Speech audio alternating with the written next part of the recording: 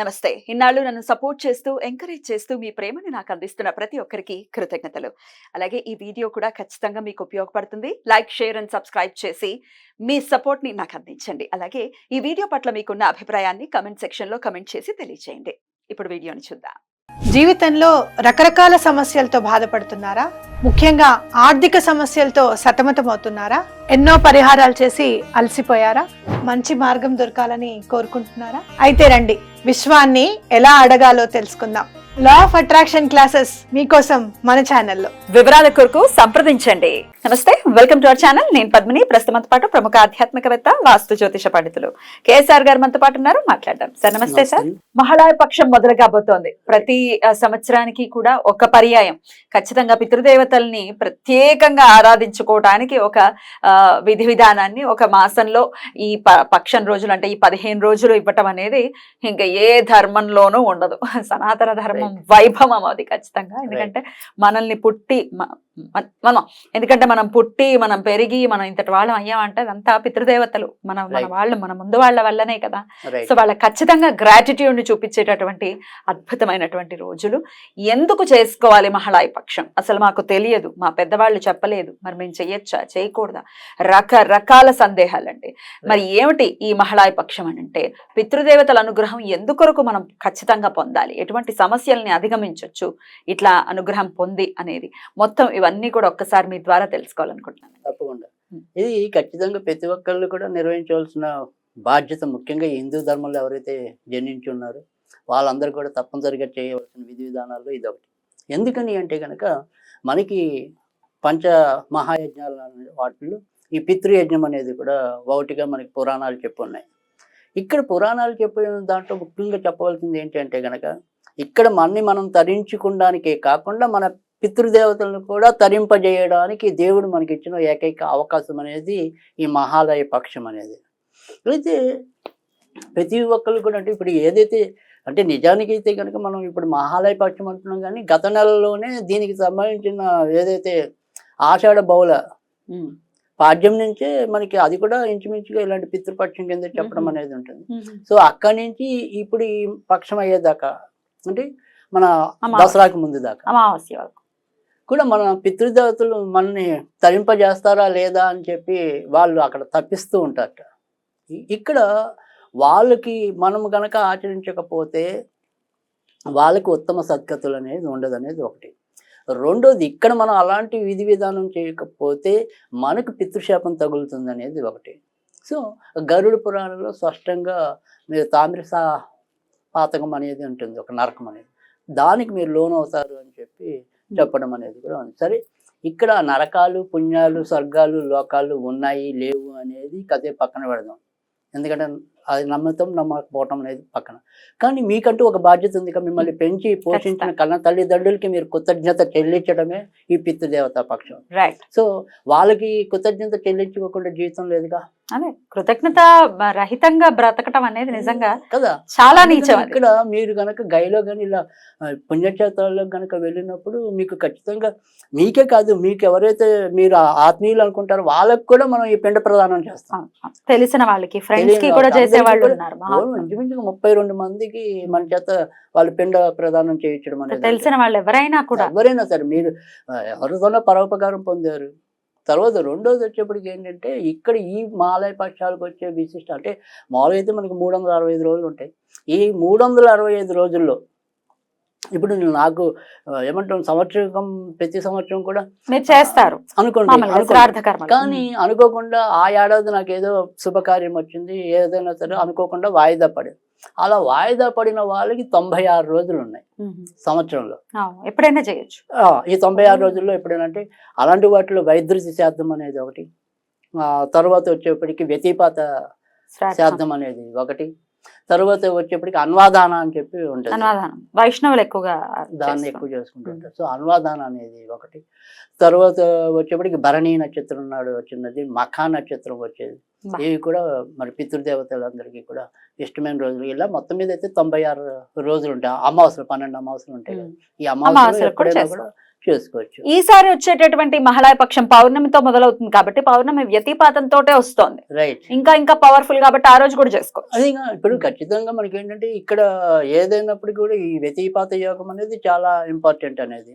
భరణి నక్షత్రం అనేది ఒకటి. తర్వాత రెండు ఏంటంటే అసలు ఒక గజఛాయ రావటమే చాలా అదృష్టం అనుకుంటా. అంటే గజఛాయ అనేది కూడా ఇందులో చాలా ప్రత్యేకమైనది. అంటే అది ఆ కాంబినేషన్. అంటే ఇప్పుడు ఏమంటాం మకా నక్షత్రం అక్కడ చతుర్దశి అలా కలిసి వచ్చిన వాటిని గజఛాయ అంటాం అలా.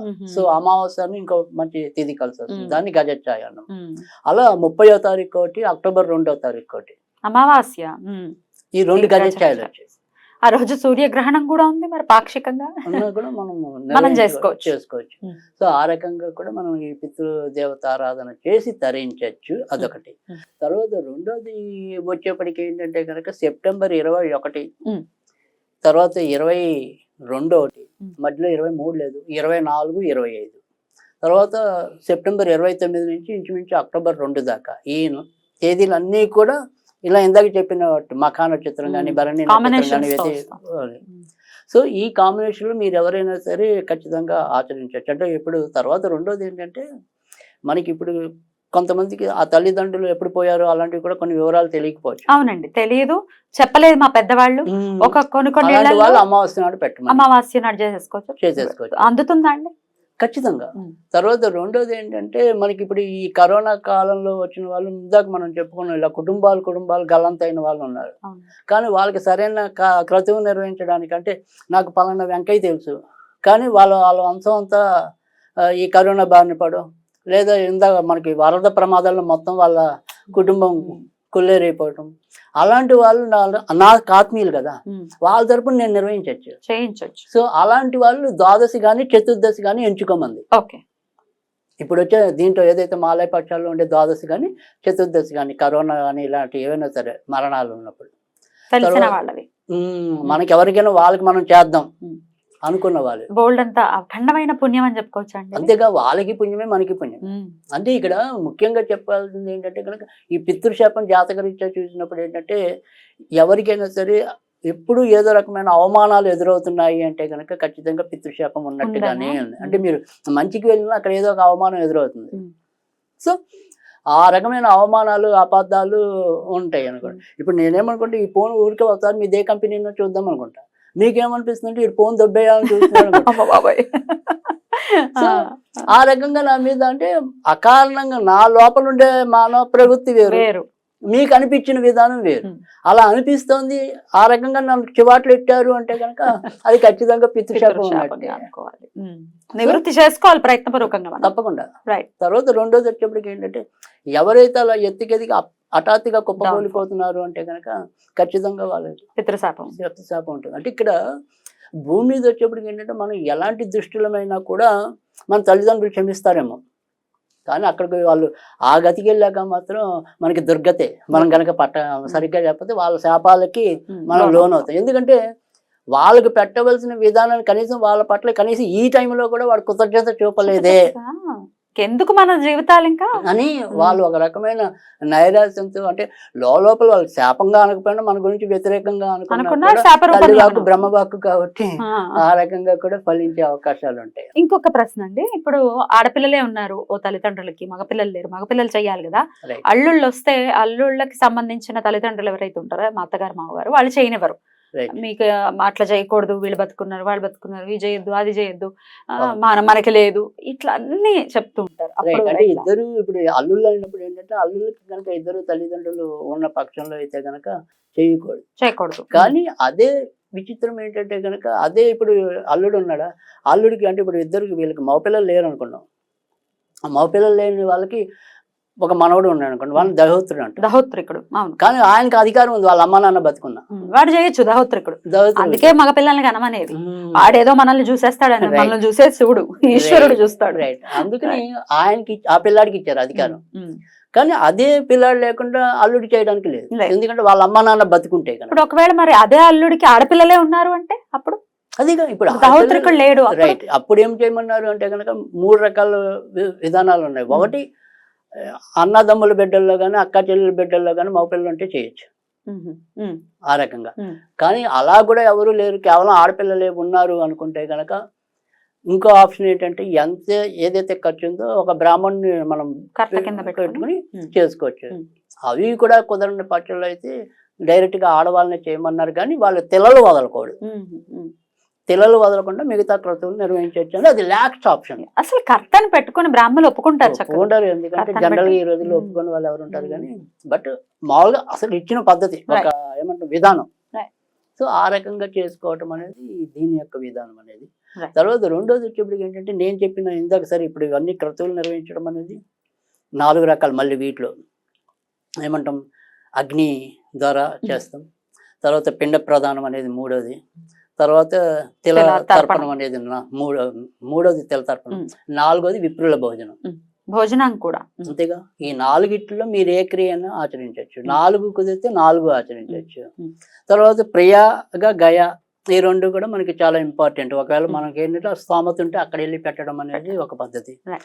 తర్వాత మనందరికి తెలుగు రాష్ట్రాల వాళ్ళకి దగ్గర అయితే పాదగయ పిఠాపురం. సో ఆ అమోఘం. పిఠాపురంలోకి వెళ్ళినా మీరు పెట్టచ్చు. ఇవి పద్ధతులు.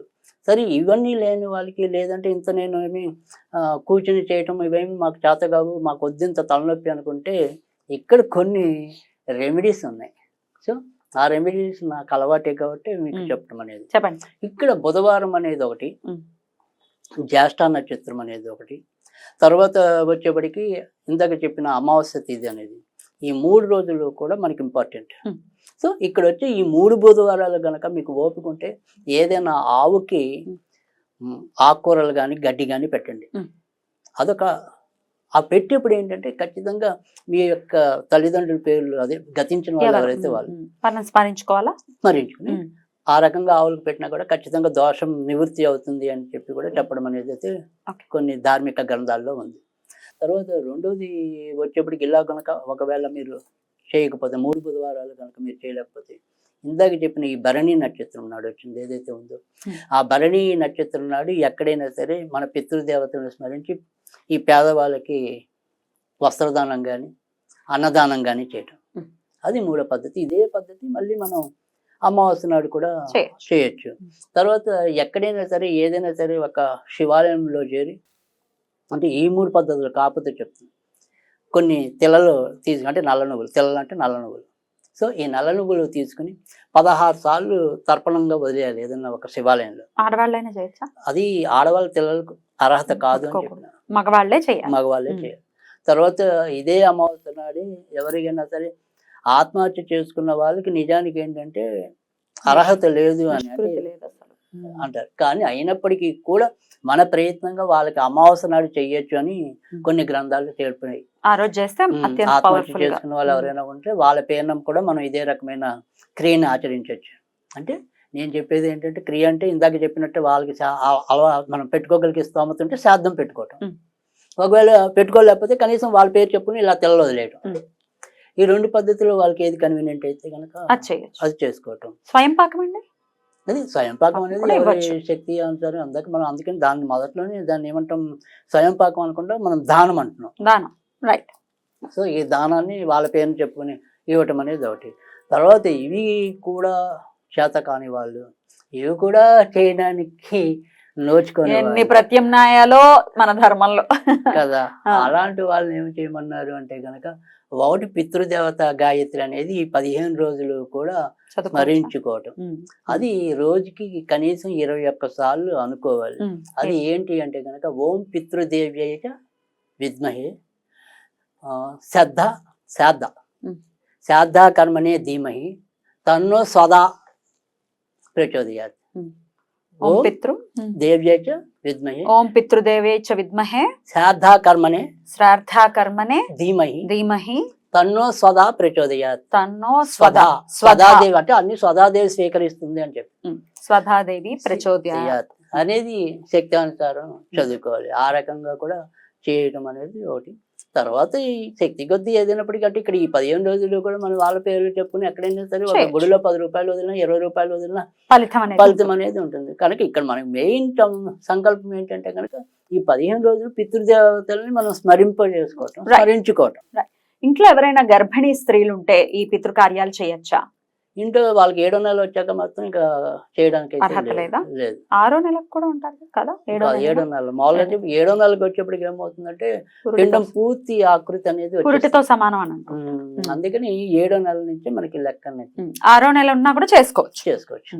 రైట్, అద్భుతం అండి, చాలా అద్భుతంగా వివరించారు. ఎన్నో ప్రత్యామ్నాయాలు ఉన్నాయి, ఖచ్చితంగా చేసి తీరాలి. ఏదో ఒక్కటైనా చేసి రుణం తీర్చుకుని తప్పకుండా తద్వారా ఏమిటి ఇన్ని సమస్యలు ఉన్నాయి, ఇది చేస్తున్నాం అవ్వట్లేదు, అది చేస్తున్నాం అవ్వట్లేదు, ఈ కంప్లైంట్స్ వద్దు.